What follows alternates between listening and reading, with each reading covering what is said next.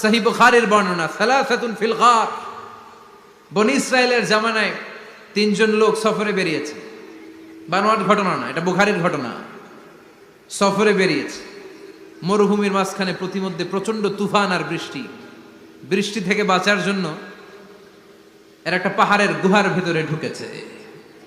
হঠাৎ থান্ডার, বজ্রপাত, বিজলি, মুষলধারে বৃষ্টি।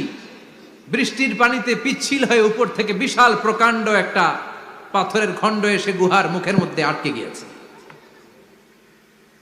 যেই গুহার মুখ দিয়ে তারা ঢুকেছে, ওইখানে বিশাল একটা পাথর গড়িয়ে এসে উপর থেকে বলল, অন্ধকার, ভিতরে কোনো আলো নাই, কোনো জনমানব নাই, বাঁচানোর কেউ নাই, কিচ্ছু দেখা যায় না, ঘুটঘুটে অন্ধকার। বাইরে থেকে আলো আর অক্সিজেন যে আসবে ওই সুযোগটাও নাই। তিনজন বুঝে গেল আমাদের মৃত্যু এখানেই হবে, আমাদের কঙ্কাল গুলো শত শত বছর এখানে পড়ে থাকবে, কেউ উদ্ধারের জন্য আসবে না। ঠিক কিনা? বাঁচানোর কেউ নাই, অক্সিজেন যতটুকু আছে কিছুক্ষণ পরে এটাও শেষ হয়ে যাবে। তিনজনের একজন বলল, আমাদের বাঁচানোর কেউ নাই, একজন ছাড়া তিনি কে? আমাদের তিনজনের জীবনের এমন কোন নেক আমল আছে কিনা যেটা দিয়ে আল্লাহর কাছে দোয়া করা যায়? কার জীবনে কি নেক আমল আছে যেই নেক আমলটা দুনিয়ার কোনো মানুষকে দেখানোর জন্য করা হয় নাই, শুধু করা হয়েছে কার জন্য? এরকম কোন নেক আমল থাকলে দোয়া করা শুরু করো, এছাড়া আমাদের বাঁচার কোনো উপায় নাই। একজন দোয়া করা শুরু করলো। হাদিসে লম্বা একটা হাদিস, আমি সরল বঙ্গানুবাদ শোনাচ্ছি। একজন দোয়া করা শুরু করলো। একজন বলতে শুরু করলো, আল্লাহুম্মা কানা লি আবাওয়ান শাইখান কাবীরান। ও আল্লাহ, আমার বৃদ্ধ বৃদ্ধা মা বাবা ছিল, আমি পেশায় ছিলাম রাখাল। প্রতিদিন রাখালগিরি করার পরে, ছাগলের দুধ দোহন করার পরে যখন বাসায় ফিরে আসতাম, সবার আগে আমি আমার আব্বা আম্মারে দুধ খাওয়াতাম। আব্বা আম্মাকে দুধ খাওয়ানোর পরে আমার সন্তানদের মুখে, আমার স্ত্রীদের মুখে আমি দুধ তুলে দিতাম। একদিন আমার আসতে দেরি হয়ে গেল, এসে দেখি আব্বা আম্মা ঘুমিয়ে গেছে। দুধের বাটি নিয়ে আমি আব্বা আম্মার মাথার সামনে দাঁড়িয়ে রইলাম। মনে মনে ভাবলাম, আব্বা আম্মা যখন ঘুম থেকে জাগবে, আব্বা আম্মারে আগে আমি দুধ খাওয়াবো, তারপরে ছেলে মেয়েরে খাওয়াবো, স্ত্রীদেরকে খাওয়াবো। দাঁড়িয়ে রইলাম। আমার ছেলে মেয়েরা এসে আমার কাছে বলল, আব্বা খাবার দাও। আমি দেই নাই। ক্ষুধার জ্বালায়, ক্ষুধার যন্ত্রণায় পাগল পড়া হয়ে আমার কলিজার টুকরা ছেলে মেয়েগুলো আমার পায়ের মধ্যে পড়ে কাঁদতে লাগলো, আব্বা একটু দুধ দাও, ক্ষুধা লেগেছে। ও আল্লাহ, আমি দেই নাই। ফজর পর্যন্ত দাঁড়িয়ে রইলাম। ফজরের সময় যখন আব্বা আম্মা ঘুম থেকে উঠলেন, সবার আগে আব্বা আম্মারে দুধ খাওয়ালাম, তারপরে ছেলে মেয়েদের মুখে তুলে দিলাম। ও আল্লাহ, ও আল্লাহ, ওই দিনে সারা রাতটা আমি দাঁড়িয়ে আব্বা আম্মার জন্য যে দাঁড়িয়েছিলাম, দুনিয়ার কাউরে দেখানোর জন্য নয়, শুধু তোমারে খুশি করার জন্য। ওই রাতের ইবাদতটা যদি তোমার কাছে পছন্দ হয়, ফাফাররিজ আন্না মা নাহনু ফি, আজকে যেই বিপদে আমরা আছি, বিপদ থেকে তুমি বাঁচাও। বলার সাথে সাথে 1/3, 1/3 পাথরটা ডান দিকে সরে। সুবহানাল্লাহ পড়বেন না? এবার বাইরে থেকে আলো আসতে শুরু করেছে, অক্সিজেন ঢুকতে শুরু করেছে, তাদের মনের মধ্যে স্বস্তি ফিরে এসেছে। এবার দ্বিতীয় জন দোয়া শুরু করলো, আল্লাহ, আমার এক চাচাতো বোন ছিল, এত সুন্দরী, আমার জীবনে এত সুন্দরী নারী আমি দেখি নাই, এত সুন্দরী নারী। ওয়া কুনতু উহিব্বুহু বিআশাদ্দি মা ইউহিব্বুর রিজাল আন নিসা। একজন পুরুষ একজন নারীকে যত ভালোবাসতে পারে, আমি ঠিক ততটা ভালোবাসতাম আমার এই সুন্দরী কাজিনকে, চাচাতো বোনকে। কিন্তু আমার মনের কথা আমার চাচাতো বোনরা আমি বুঝাতে পারি নাই। একদিন লজ্জা শরমের মাথা খেয়ে চাচাতো বোনরা আমি বললাম, তোরে আমি বড্ড ভালোবাসি, একান্তে আমি তোরে চাই। চাচাতো বোন বলল, এত এত স্বর্ণ মুদ্রা যেদিন জমাতে পারবা ওই দিন আমারে পাবা। এবার আমি স্বর্ণ মুদ্রা জমাতে লাগলাম। জমাতে জমাতে জমাতে জমাতে বছর শেষে স্বর্ণ মুদ্রার থলে নিয়ে চাচাতো বোনের হাতে দিলাম। চাচাতো বোন আমার অপকর্মে রাজি হয়ে গেল। গোপন একটা রুমের ভেতরে আমরা ঢুকলাম, দুইজনেই জামা কাপড় খুলে নেকেড হলাম। জিনা করব, পাপ কাজ করব, একেবারে ফাইনাল ডেস্টিনেশন আমরা চলে গেলাম। পাপ কাজ যখন আমরা শুরু করব, ইন দা মিন টাইম আমার চাচাতো বোন আমার ডেকে বলে, ও আমার চাচাতো ভাই, ইত্তাকিল্লাহ, ইত্তাকিল্লাহ, আল্লাহরে ভয় কর, আমার সতীত্ব নষ্ট করে দিস না। আল্লাহ ওই মুহূর্ত থেকে ফিরে আসা কোনো পুরুষের পক্ষে সম্ভব ছিল না। ইত্তাকিল্লাহ, এই বাক্যটা শুনে, তোমার আওয়াজ শুনে আমার কলিজার মধ্যে কাঁপুনি ছুটে গিয়েছে। তোমার নাম শুনে আমি আর ধৈর্য ধারণ করতে পারি নাই। চিৎকার মেরে জামা পেড়ে ওই ঘর থেকে বের হয়ে গেলাম। ও আল্লাহ, শুধুমাত্র কেবলমাত্র একমাত্র তোমার ভয়ে ওই দিন আমি আমার চাচাতো বোনের সাথে পাপ কাজে লিপ্ত হই নাই। আল্লাহ রে, ওই দিনের আমলটা যদি তোমার দরবারে কবুল হয়ে থাকে, আজকের বিপদের দিনে তুমি আমাদের বাঁচাও। বলা মাত্রই এই দোয়া আল্লাহর কাছে এত কবুল হয়েছে, কারণ আল্লাহর ভয় এটা পৃথিবীর সবচেয়ে বড় ইবাদত। চিল্লায় বলেন ঠিক কিনা?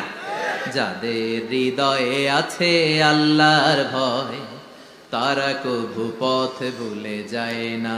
আল্লাহর প্রেম ছাড়া এই দুনিয়ায় কারো কাছে কোনো কিছু চায় না।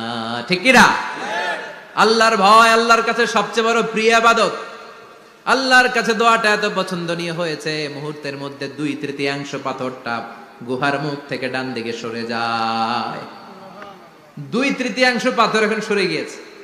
এবার তারা বেরোতে চেষ্টা করলো, দেখা যায় হাত বেরোয়, কারো পা বেরোয়, মাথা বেরোয়, কিন্তু পুরো বডিটা নিয়ে বেরোয়া যায় না। বাকি আছে কয়জন? কথা কন। এবার 3 নাম্বার লোক দোয়া করতে শুরু করেছে, আল্লাহ ইন্নী ইস্তাজারতু উজারা ফাদাফাতু সামানাহুম। আল্লাহ, আমি অনেকগুলো শ্রমিক ভাড়া করেছিলাম, তাদেরকে দিয়ে কাজ করিয়ে তাদের ঘাম শুকিয়ে যাওয়ার আগে প্রত্যেকটা শ্রমিকের পারিশ্রমিক আমি দিয়ে দিয়েছি। সবগুলো শ্রমিক আমার কাছ থেকে পারিশ্রমিক বুঝে নিয়েছে, একজন ছাড়া। একজন না নিয়ে চলে গেছে। তার টাকা তারে আমি বুঝাই দিতে পারি নাই। তার রেখে যাওয়া টাকা দিয়ে আমি কয়েকটা ছাগল কিনলাম। ওই ছাগল পালতে পালতে বাচ্চা দিল, আরো বাচ্চা দিল, দিতে দিতে বিশাল ছাগলের ডেইরি ফার্ম বানালাম। 1 যুগ পরে ওই শ্রমিক এসে বলে, হে আমার মালিক, 12 বছর আগে তোমার কাছে কাজ করেছিলাম, টাকা কিন্তু নেই নাই, টাকা দাও।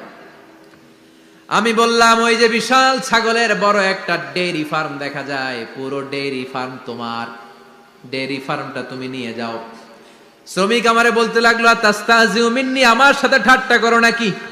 একদিনের পারিশ্রমিক দিয়ে ডেইরি ফার্ম হয় নাকি?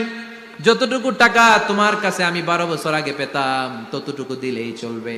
তারে আমি বুঝিয়ে বললাম, তোর টাকা দিয়ে ছাগল কিনেছি, ছাগলের ব্যবসা করে ডেইরি ফার্ম বানিয়েছি, একটার পর একটা ছাগল বাচ্চা দিতে দিতে আজকে হাজার হাজার ছাগলের এই ডেইরি ফার্ম, পুরো ডেইরি ফার্মটা আমি তোরে দিয়ে দিলাম। বলা মাত্র ওই শ্রমিকটা ডেইরি ফার্ম নিয়ে চলে গেল। মাবুদের এই কঠিন বিপদের দিন সে শুধু দাবি করেছিল তার পারিশ্রমিক, তার পারিশ্রমিকের টাকা তার হাতে দিলে সে খুশিতে বাকবাকুম, কিন্তু তার বদলে পুরো ডেইরি ফার্মটা আমি তার হাতে তুলে দিয়েছি একমাত্র তোমার সন্তুষ্টির জন্য। ওই দিনের আমলটা যদি তোমার দরবারে একটুও ভালো লেগে থাকে রে মাওলা, আজকের কঠিন বিপদ থেকে বাঁচাও। বলতে দেরি মুহূর্তের মধ্যে বিশাল পাথর খণ্ডটা গুহার মুখ থেকে ডান দিকে সরে যাও। আল্লাহর শুকরিয়া করে 3 জন বের হয়ে যায়। সহিহ বুখারীর বর্ণনা। আপনার জীবনে এমন কোন নেক আমল যদি থাকে যেটা শুধু আল্লাহর দেখানোর জন্য করছিলেন, আমরা আমল করব অবশ্যই দেখানোর জন্য, তবে মানুষকে নয়। কারা দেখানোর জন্য? আমাদের সব দেখানো হবে একজনকে। চিল্লায় বলেন, তিনি কে? লা ইলাহা ইল্লাল্লাহ, আর একটা হচ্ছে আল্লাহু আকবার। এই 4টার চেয়ে শ্রেষ্ঠ জিকির আর নাই। কথা বলেন, এটা এই 4টার ভিতরে ইল্লাল্লাহ আছে? কথা বলেন। এজন্য জিকিরকে আমরা খণ্ডিত করব না। ঠিক যেমন যেমন সহিহ সুন্নাহ এসেছে তেমন তেমন জিকির করলে আপনার কলিজাটারে ঠান্ডা করে দিবে কে? ইল্লাল্লাহর ব্যাখ্যা থাকতে পারে। অনেকে ব্যাখ্যা করে যে এটার মধ্যে লা ইলাহা আছে, এটাকে গোপন রাখা হয়েছে, আমরা ইল্লাল্লাহ পড়ি না, ওটার দরকার নাই। বিশ্বনবী এবং সাহাবারা যেই পন্থায় জিকির করেছেন, যেই পন্থায় জিকির শিখিয়েছেন, ওইটার ভিতরে বরকত বেশি না কম? কথা বলেন, বেশি না কম? এজন্য বিশ্বনবী বললেন আল্লাহর কাছে প্রিয় কথা 4টা। একটা হলো সুবহানাল্লাহ, দ্বিতীয়টা হলো আলহামদুলিল্লাহ, তৃতীয়টা হলো লা ইলাহা ইল্লাল্লাহ, চতুর্থটা হলো আল্লাহু আকবার। সুবহানাল্লাহ, আমার সাথে সাথে আওয়াজ করে পড়েন, সুবহানাল্লাহ, আলহামদুলিল্লাহ, লা ইলাহা ইল্লাল্লাহ, আল্লাহু আকবার, সুবহানাল্লাহ, আলহামদুলিল্লাহ, লা ইলাহা ইল্লাল্লাহ। আওয়াজ করে পড়েন আল্লাহু আকবার। মনে থাকবে? জিকিরের ওয়াজ শেষ। এগুলোর চেয়ে শ্রেষ্ঠ জিকির নাই। সবচেয়ে শ্রেষ্ঠ জিকির লা ইলাহা ইল্লাল্লাহ, সবচেয়ে শ্রেষ্ঠ কালিমা আল্লাহর কাছে এই 4টা। একটু খেয়াল করে দেখেন, এই প্রতিটা জিকিরের মধ্যে আমার আল্লাহর নাম আছে না নাই? সুবহানাল্লাহ আছে না? আলহামদুলিল্লাহ, লা ইলাহা ইল্লাল্লাহ, আল্লাহু আকবার। আল্লাহ ছাড়া, আল্লাহর নাম থাকবে না, যেই শব্দের মধ্যে ওই সমস্ত নাম আর হুই হুই হুই হুই এগুলো দিয়ে কোনো জিকির করা যাবে। আবার আব্দুল্লাহ ইবনে আমর ইবনুল আস বর্ণনা করেন, বিশ্বনবী যখন জিকির গুলো করতেন, আমি বিশ্বনবীকে দেখেছি বিশ্বনবীর আঙ্গুলের কড়ায় জিকির গুনতেন। সুবহানাল্লাহ পড়েন। দেখতেছেন আমার হাত দেখা যায়, দেখা যায়, দেখা যায়। রাআইতুন নাবিয়্যা, আব্দুল্লাহ ইবনে আমর ইবনুল আসের বর্ণনা, রাআইতুন নাবিয়্যা ইয়াকিদু তাসবিহা বিয়ামিনিহি, আমি বিশ্বনবীকে ডান হাতের গিড়ার ভেতরে তাসবিহ গুনতে শুনেছি, তাসবিহ গুনতে দেখেছি। সুবহানাল্লাহ পড়েন। এখন আমরা লম্বা তাসবিহ ছড়া নেই না, এটা জায়েজ, কিন্তু শ্রেষ্ঠ হচ্ছে হাতের গিড়ায় গোনা। এই প্রতিটা গিড়া in the day of judgement আপনার পক্ষে সাক্ষী দিবে। মনে থাকবে? কিভাবে গুনবেন? বা হাতে না ডান হাতে? ডান হাত উঁচু করেন সবাই, এইভাবে। নামাজ শেষ, আল্লাহু আকবার পড়ে 3 বার ইস্তেগফার পড়ে গোনা শুরু, এইভাবে সুবহানাল্লাহ। ঠিক আছে? এরপর আলহামদুলিল্লাহ, এরপর আল্লাহু আকবার। সবাই রাজি তো? সবাই রাজি? আল্লাহ তুমি কবুল করো। আরো জোরে পড়েন আমিন। তাহলে আমরা তাওবার পদ্ধতি জানলাম, কেন আমরা ইস্তেগফার পড়বো জানলাম, এরপরে জিকিরের খুঁটিনাটি জানলাম। এবার কেমন করে আল্লাহর কাছে দোয়া করবো এটাও জানার দরকার আছে না নাই? বিশ্বনবী বললেন আর দোয়া মুখুল ইবাদা, দোয়া হলো ইবাদতের নির্যাস। যে দোয়া করে না সে কিছুই করে না। তিরমিজির আরেক বর্ণনায় বিশ্বনবী বললেন আর দোয়া হুয়াল ইবাদা, দোয়াটাই হলো ইবাদত, দোয়াটাই ইবাদত। ধরেন আমি দোয়া করা শুরু করলাম, এটাই ইবাদত। নামাজ যেমনি ইবাদত, জিকির যেমনি ইবাদত, হজ করা যেমনি ইবাদত, দোয়া করাটাও। এজন্য প্রতি নামাজের শুরুতে দোয়া আছে না নাই? সূরাতুল ফাতিহার আরেক নাম সূরাতুদ দোয়া, দোয়ার সূরা। আমরা প্রত্যেকবার সূরা ফাতিহা যখন পড়ি আমরা পড়ি ইহদিনাস সিরাতাল মুস্তাকিম। সবাই পড়েন ইহদিনাস সিরাতাল মুস্তাকিম। ও আল্লাহ আপনি আমাদেরকে সরল সঠিক পথ দেখান। পড়েন আমিন। ও আল্লাহ, show us the right path, show us the correct path, show us the middle path. আল্লাহ মধ্যম পন্থা দেখান, মাঝামাঝি রাস্তাটা দেখান, সিরাতুল মুস্তাকিম দেখান। আমাদেরকে রাস্তা দেখায় কে? কথা বলেন না। আমরা যদি পথ ভুলে যাই, পথ দেখায় দেয় কে? আমি যদি কোনদিন পথে ভুলে যাই, হাত ছানি দিয়ে কাছে নিও, মমতার বন্ধনে আমায় বেঁধে সব ভুল ক্ষমা করে দিও। আমি যদি কোনদিন পথ ভুলে যাই, হাত ছানি দিয়ে কাছে নিও, মমতার বন্ধনে আমায় বেঁধে সব ভুল ক্ষমা করে দিও। আমি যদি কোনদিন পথ ভুলে যাই, পড়েন হাত ছানি দিয়ে কাছে নিও, মমতার বন্ধনে আমায় ডেকে সব ভুল ক্ষমা করে দিও। চিল্লায় পড়েন আমিন। আর জোরে আমিন। এজন্য বিশ্বনবী বললেন যে দোয়া বাদ দিল তার সব বাদ। কারণ দোয়া দিয়ে নামাজ শুরু, দোয়া দিয়ে সব শুরু, দোয়াটাই হলো ইবাদত। চিল্লায় বলেন ঠিক কিনা? আর দোয়া সিলাহুল মুমিন, দোয়া হচ্ছে মুমিনের উইপন, অস্ত্র, মুমিনের বড় অস্ত্র। যেখানে সবকিছুর দৌরাত্ম শেষ ওইখানে দোয়ার দৌরাত্ম শুরু। যেখানে সবকিছুর কারিশমা শেষ ওখান থেকে দোয়ার কারিশমা শুরু। এরকম অনেক ক্যান্সারের মতো দুরারোগ্য ব্যাধিতে আক্রান্ত, ডক্টর ফাইনালাইজ করে দিয়েছে বাঁচবে না, 2 মাস বাঁচবে। কয় মাস? কথা বলেন। মাত্র 2 মাস সে বাঁচবে। তারপরেও দেখা গেছে লোকটা 7 বছর বেঁচে ছিল। আছে না নাই? দোয়া, দ্য পাওয়ার অফ দোয়া। Everything is prewritten but by supplication is it's rewritten. সবকিছুই আগে লেখা থাকে। মহাবিশ্ব সৃষ্টির 50,000 বছর আগে আমাদের ভাগ্যে কি ঘটবে সব লিখে রেখেছে কে? সব অপরিবর্তনীয়। কিন্তু এই তাকদিরেরও কিছু জিনিস আল্লাহ চেঞ্জ করে দেয় দোয়ার বরকতে। এজন্য দোয়া করার দরকার আছে না নাই? মায়ের কাছে দোয়া চাবেন, মায়ের দোয়া আল্লাহ ফেরায় না। মজলুম ব্যক্তির দোয়া আল্লাহ ফেরায় না। মুসাফিরের দোয়া আল্লাহ ফেরায় না। যিনি রোজা রেখে দোয়া করেছেন তার দোয়া আল্লাহ ফেরায় না। এজন্য বেশি বেশি আল্লাহর কাছে দোয়া করতে রাজি আছেন তো? কিন্তু দোয়াটা হইতে হবে সিনসিয়ার, একনিষ্ঠ দোয়া।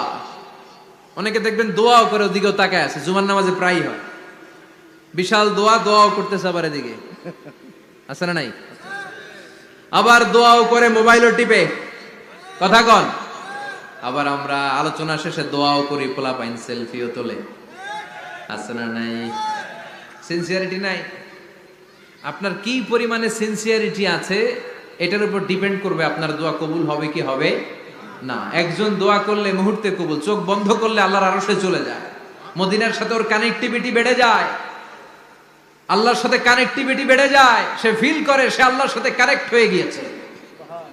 আর আরেকজন দোয়ার মধ্যে খুঁজে কিছু পায় না, আছে না নাই?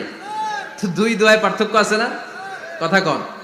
এজন্য সম্মানিত ভাইরা, দোয়াই যখন করবেন সিনসিয়ারলি করবেন, কানেক্টিভিটিটাকে স্ট্রং করার চেষ্টা করবেন। সিনসিয়ার দোয়া is like a missile. Missile নাম শুনছেন? হামলা করে না, মিসাইল হামলা করেছে ইসরায়েল, শোনেন নাই? মারলে একেবারে ধ্বংস করে যায় সব। এই মিসাইল হামলা, ড্রোন হামলা, এগুলো লক্ষ্য বস্তু ভেদ করে ভয়ঙ্কর ভাবে, ইঞ্চি ইঞ্চি, মাইক্রো ইঞ্চি মেপে মেপে এমন ভাবে এই বোমাটা মারবে, ঠিক জায়গা মতো এটা ফিট হয়ে যাবে।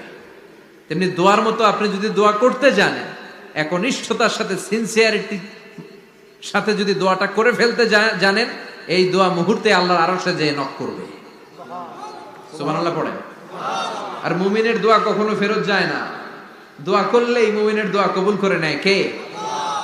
আপনি জীবনে যত দোয়া করছেন সব কবুল। All of your supplications are accepted. Whatever you have supplicated to your Lord, যাই চেয়েছেন সব কবুল। অনেকে বলে হুজুর এটা একটা কথা কইলেন, সব দোয়া বুঝি কবুল? কত দোয়া করলাম, জীবনে কত কিছু চাইছি, কই কিছুই তো দেয় নাই, এরকম আছে না নাই? অনেকে বলে হুজুর কত চাইলাম আল্লাহ আমার দিল না। 5টা আল্লাহ মেয়ে দিয়েছে, একটা ছেলের জন্য কাবাঘর ধরেও দোয়া করে আসছি, হাজরে আসওয়াদ ধরে দোয়া করে আসছি, মুলতাজামে দোয়া করে আসছি, আরাফাতের ময়দানে দোয়া করছি, কই আল্লাহ দিল না। আর আপনি ওয়াজে কোন যত দোয়া করছেন সব কবুল করে নিছে কে? কন্ট্রাডিক্ট হয়ে গেল না? আমি বললাম সব দোয়া কবুল, আর আপনারা কইতেছেন কই কত কিছু তো পাই নাই। আল্লাহর দোয়া কবুল করার 3টা পদ্ধতি আছে। কয়টা? আপনাদের জিমানি আসছে? কথা শুনতেছেন তো? 3টা পদ্ধতিতে তিনি দোয়া কবুল করেন। চিল্লায় বলেন কয়টা? আপনি দোয়া করা মাত্রই আল্লাহ এই দোয়াটা অ্যাকসেপ্ট করে নেয়। আল্লাহ বলে accepted, rejected he never shed your সাপ্লিকেশন is rejected. তোমার দোয়া রিজেক্ট করে দিলাম, এটা আল্লাহ কখনো বলে? সুবহানাল্লাহ পড়বেন না? দোয়া করা মাত্রই কবুল করে কে? তবে 3টা পদ্ধতিতে করে। চিল্লায় বলেন তো কয়টা? যখনই যা চাইবেন আল্লাহ বলে দেব দেব দেব, দেব না কখনো বলে না। 3 পদ্ধতিতে কবুল হয়। পদ্ধতি নাম্বার 1, কোন বিষয় আল্লাহর কাছে চাইলেন, দোয়া করলেন, আল্লাহ বলে দেব দেব বলেই তিনি দিয়ে দেয়, ফলে আপনি পেয়ে যান, আপনি খুশি। সুবহানাল্লাহ পড়েন। পদ্ধতি নাম্বার 2, আপনি আল্লাহর কাছে কিছু চাইলেন, আল্লাহ তখনও বলে বান্দা তোরে দেব, রিজেক্ট করে দিলাম এটা বলে না, দেব তবে এখন না, লেটার অন, একটু দেরি করে, পরে দেব, কখন দিলে আমার জন্য ভালো, আমার চেয়েও ভালো জানে কে? তাইলে মাঝে মাঝে সাথে সাথে দেয়, মাঝে মাঝে দেরি করে দেয়। পদ্ধতি নাম্বার 3, আল্লাহর কাছে দোয়া করলেন, আল্লাহর কাছে কায় মনোবাক্যে চাইলেন, তখনও আল্লাহ বলে বান্দা আমি দেব, তুই নিরাশ হইস না, তবে এখন দেব না, দেরি যেদিন বিপদে পড়ে যাবি ওই দিন দেব। যেদিন পিতা সন্তানরে চিনে না, সন্তান পিতারে চিনবে না, পীর সাহেব মুরিদরে চিনবে না, মুরিদ পীর সাহেবরে চিনবে না, মুসল্লি ইমাম সাহেব চিনবে না, ইমাম মুসল্লি চিনবে না, নেতা কর্মী চিনবে না, কর্মী নেতারে চিনবে না। চিল্লা এখন ঠিক কিনা? কেউ কাউরে চিনবে না, কেউ কাউর কোনো উপকারে আসতে পারবে না। ওই কঠিন দিনে তোরে আমি দেব রে গোলাম। তাহলে এই যে এতগুলা দোয়া ছোটবেলা থেকে আনটিল টুনাইট, এর রাত পর্যন্ত যে দোয়াগুলো আল্লাহর কাছে করছেন, লস হয়েছে? চিল্লায় বলেন লস হয়েছে না লাভ? লস না লাভ? আল্লাহ বলে গোলাম চা বেশি বেশি দোয়া কর, উজিবু দাওয়াতাদ দাঈ ইযা দাআন। আমার বান্দা আমার কাছে চাইতে দেরি হয়ে যায়, দোয়া কবুল করতে দেরি হয়, এজন্য বারবার চাইতে হবে। না দিলেও চাও, না দিলেও হয় একটু পরে দিবে, দেরি করে দিবে, যখন আমার জন্য উপকার হবে, ভালো হবে তখন দিবে। তা না হলে কিয়ামতের ময়দানে দিবে। চিল্লায় বলেন ঠিক কিনা? বেশি বেশি দোয়া করবেন, সবার জন্য করবেন, নিজের জন্য করবেন, ফ্যামিলি মেম্বারসদের জন্য করবেন, শুভাকাঙ্ক্ষীদের জন্য করবেন, শত্রুদের জন্য বেশি করবেন, হেটার্স যারা আছে ওদের জন্য বেশি দোয়া। আল্লাহ যেন এগুলোর হেদায়েত দেয়। ইসলাম বিরোধী যারা এদের জন্য দোয়া, হিন্দু বন্ধু থাকলে এদের জন্য দোয়া, হেদায়েতের দোয়া। ঠিক কিনা? সবাই সবার জন্য দোয়া করেন। অনেকে কয় হুজুর